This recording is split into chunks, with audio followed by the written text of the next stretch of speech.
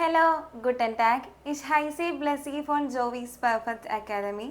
ഇന്ന് നമ്മൾ പഠിക്കാൻ പോകുന്ന ടോപ്പിക്ക് ട്രെൻബാരൻ വെർബാണ്, അതായത് സെപ്പറബിൾ വെർബ്സ്. ഇപ്പോൾ വാട്ട് ആർ സെപ്പറബിൾ വെർബ്സ് എന്ന് നമുക്ക് നോക്കാം. Verbs that consist of prefix, അതായത് separable part plus main verb. ഇതിനെയാണ് നമ്മൾ ട്രെൻബാരൻ വെർബ് എന്ന് പറയുന്നത്. അതായത് നമ്മൾ നോർമലി എഴുതുന്ന വെർബിൻ്റെ ഫ്രണ്ടിലായിട്ട് ഒരു പ്രിഫിക്സ് നമ്മൾ ആഡ് ചെയ്തിട്ടുണ്ടാവും. അതിനെയാണ് ട്രെൻബാരൻ വെർബ് എന്ന് പറയുന്നത്. In the present tense and imperative the prefix moves to the end of the sentence.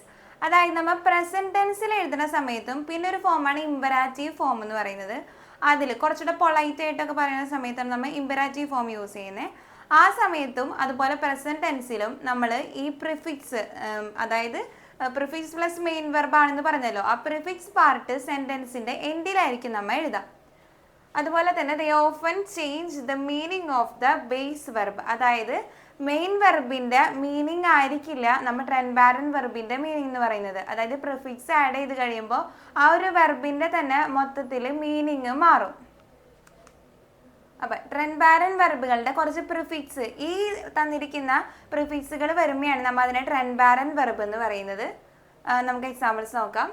അബ്, അൻ, ഔഫ്, ഔസ്, ബൈ, ഐൻ, ലോസ്, മിറ്റ്, നാഹ്, ഹെർ, ഹിൻ, ഫോർ, വെക്, വൈറ്റർ, സു, സുരൂക്. ഈ തന്നിരിക്കുന്ന പ്രിഫിക്സുകൾ ഏതെങ്കിലും ഒരു വെർബിന്റെ ഫ്രണ്ടിൽ വരാണെങ്കിൽ നമ്മൾ അതിനെ ട്രെൻബാരൻ വെർബ് എന്ന് വിളിക്കും. വേറെ കുറച്ച് പ്രിഫിക്സുകൾ ഉണ്ട്, അത് വരികയാണെങ്കിൽ അത് ട്രെൻബാരൻ വെർബാണ്. ഈ പ്രിഫിക്സ് ആണെന്നുണ്ടെങ്കിലാണ് നമ്മൾ ട്രെൻബാരൻ വെർബ് എന്ന് വിളിക്കുക. അങ്ങനെ സെപ്പറബിൾ വെർബ് ആണെന്നുണ്ടെങ്കിൽ ഈ പ്രിഫിക്സ് നമ്മൾ സെന്റൻസിന്റെ അവസാന ഭാഗത്തായിരിക്കും എഴുതുക. മെയിൻ വെർബ് ഏതാണോ നമ്മൾ സെക്കൻഡ് പൊസിഷനിൽ ആ ഒരു സെന്റൻസിന്റെ സബ്ജക്റ്റ് കഴിഞ്ഞിട്ടായിരിക്കും നമ്മൾ വെർബ് സാധാരണ എഴുതുക. അവിടെ നമ്മൾ മെയിൻ വെർബ് കോൺജുഗേറ്റ് ചെയ്തിട്ട് എഴുതും.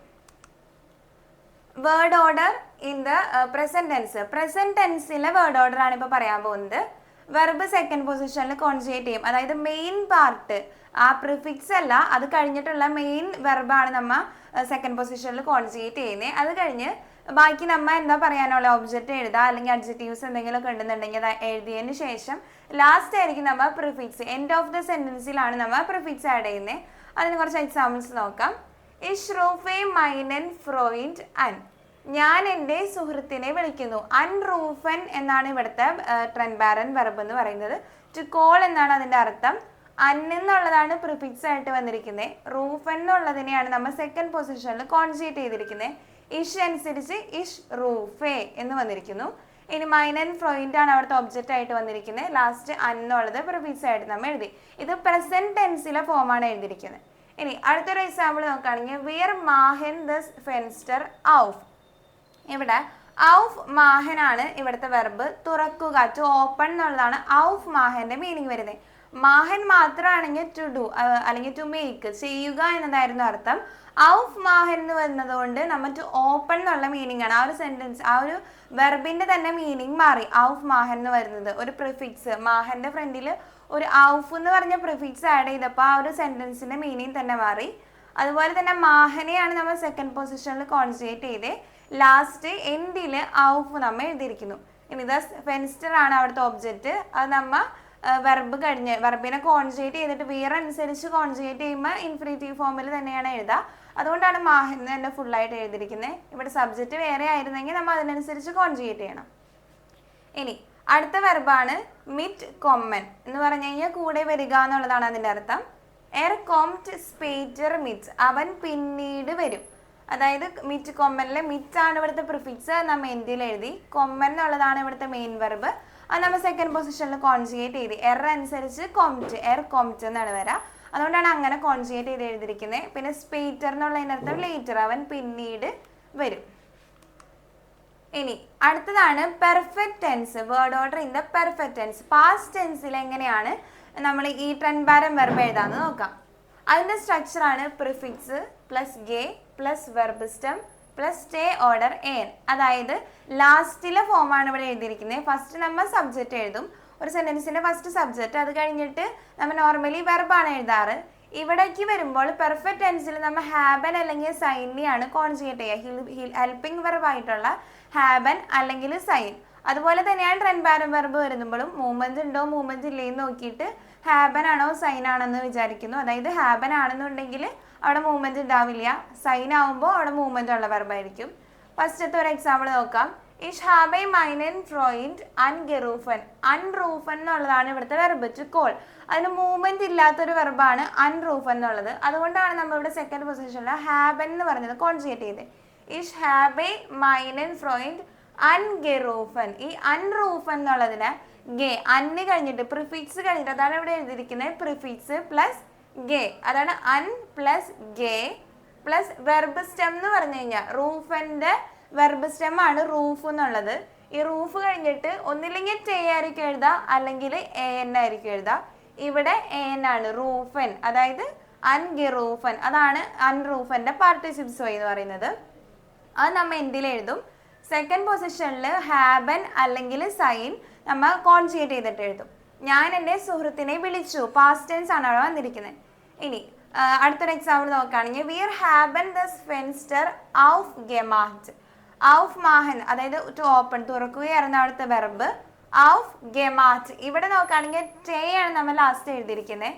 മാഹൻ ഗേ പ്ലസ് വെർബ് സ്റ്റെം, അതാണ് ഗേ കഴിഞ്ഞിട്ട് മാഹ ആണ് ഇവിടുത്തെ മാഹന്റെ വെർബ് സ്റ്റെം മാഹാണ്. എ എൻ കഴിഞ്ഞിട്ടുള്ള പൊസിഷനാണ് മാഹ് എന്ന് പറയുന്നത്, അതാണ് വെർബ് സ്റ്റെം. അതിന്റെ കൂടെ നമ്മൾ ടി ആണ് ആഡ് ചെയ്തിരിക്കുന്നത്.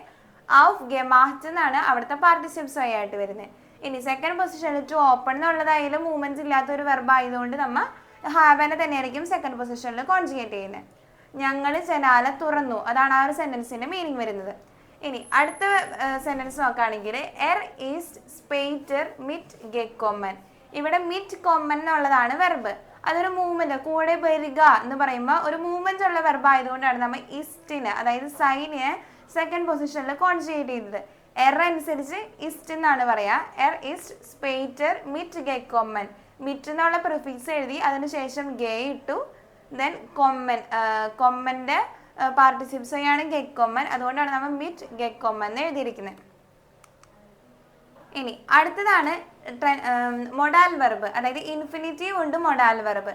നമ്മൾ എല്ലാനും നമ്മൾ സെപ്പറേറ്റ് ചെയ്തിട്ടായിരിക്കില്ല എഴുതുക. അതായത് ട്രെൻഡ് പാരം വെർബ് സെപ്പറബിൾ വെർബ്സ് ആണെന്ന് പറഞ്ഞു, പക്ഷെ എല്ലാ കേസിലും നമ്മൾ സെപ്പറേറ്റ് ചെയ്ത് എഴുതണമെന്നില്ല. മൊഡാൽ വെർബ് പറയുന്ന സമയത്ത് നമ്മൾ നോർമലി ഒരു വെർബ് ആണെങ്കിലും സെക്കൻഡ് പൊസിഷനിൽ മൊഡാൽ വെർബ് എഴുതും. ലാസ്റ്റ് ഇൻഫിനിറ്റീവ് ഫോമിലായിരിക്കും നമ്മൾ സാധാരണ വെർബ് എഴുതുക.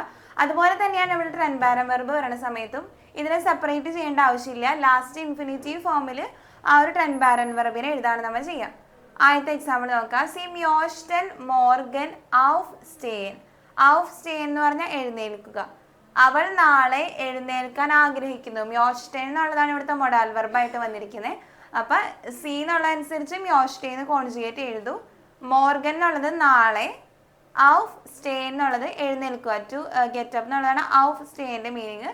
ഇത് ഇൻഫിനിറ്റീവ് ഫോമിൽ തന്നെയാണ് നമ്മൾ എഴുതിയിരിക്കുന്നത്, കാരണം അവിടെ മൊഡാൽ വെർബാണ് യൂസ് ചെയ്തിരിക്കുന്നത്.